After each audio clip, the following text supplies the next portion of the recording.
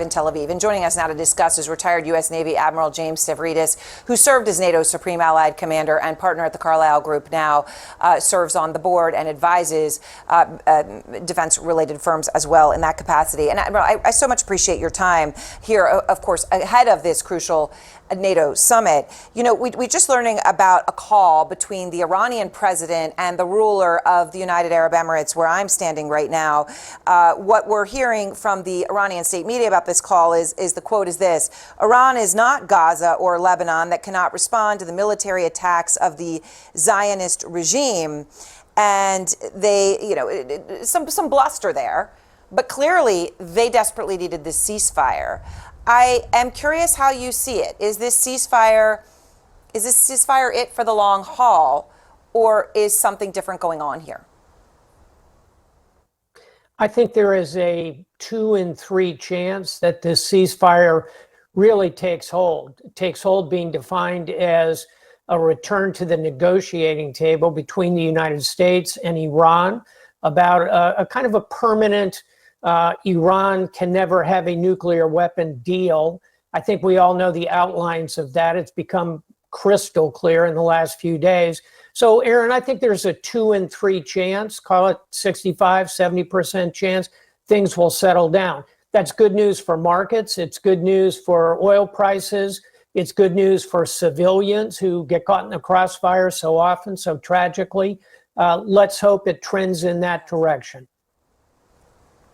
Yes, and of course, though, I will say, just for context, talking to you over recent days, that to say on the flip side of that there's a 25 to 30% chance that things fall apart, again, 2 weeks ago would have been something that we would have been stunned to have the conversation. So I know that context is so important, Admiral. But, you know, in this context of how long this holds is what Iran really wants to do. And I know there's real questions about the government there, the command and control. I understand all of that.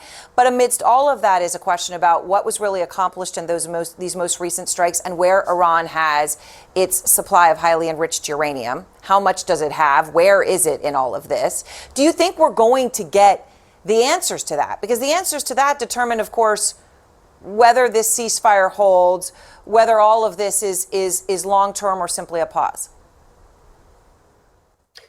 I believe we will get some answers, at least initially, on battle damage assessment on the strikes. We'll be able to use a variety of different intelligence collection means over the next 2 to 3 weeks, as the chairman of the Joint Chiefs outlined at the news conference immediately after the strike. So 2 to 3 weeks, we'll get a better sense of battle damage assessment. In terms of the location of the 900 pounds of enriched uranium, I think that is job one for the negotiators. If we can keep the ceasefire, then that becomes a very salient point. And how hard the Trump administration wants to push on that, we'll see in the days ahead. But you're right to put your finger on it. And then third and finally, the other known unknown, as Don Rumsfeld used to say, would be how much of the infrastructure got out of Fordo before presumably it got slammed? How many centrifuges? How much did they already have stashed away in perhaps another site? So there are plenty of known unknowns out there that we are going to have to contend with. Final thought, because NATO is opening for business, boy, I would like to see the Trump administration, which has been dealing with this in a very unilateral way. I'd like to see our administration kind of expand this conversation. Ultimately, if we're going to negotiate with the Iranians, having the Europeans at the table with us, I think could be very powerful. I hope that comes up at the NATO conference.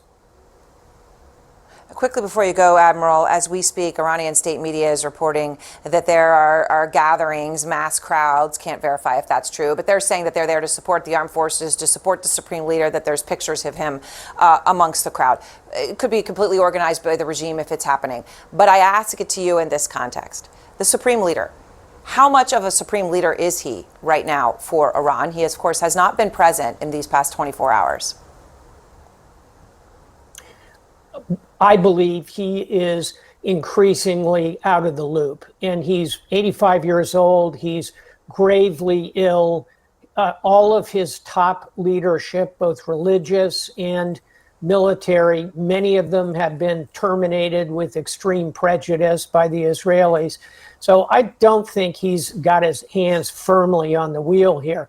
In terms of crowds in Tehran, part of that is going to be rent-a-crowd activity ginned up by the Iranians, but also, Erin, and this, history shows when bombs are falling, civilian populations often tend to rally around the flag. Look at the Ukrainians who are being bombed horribly by the Russians. Yeah. They're not collapsing. They're coming together. So hard to say at this point, but I don't think you can rule out a lot of internal turmoil and ultimately some form of regime change. That would solve a lot of problems in the region. Yeah.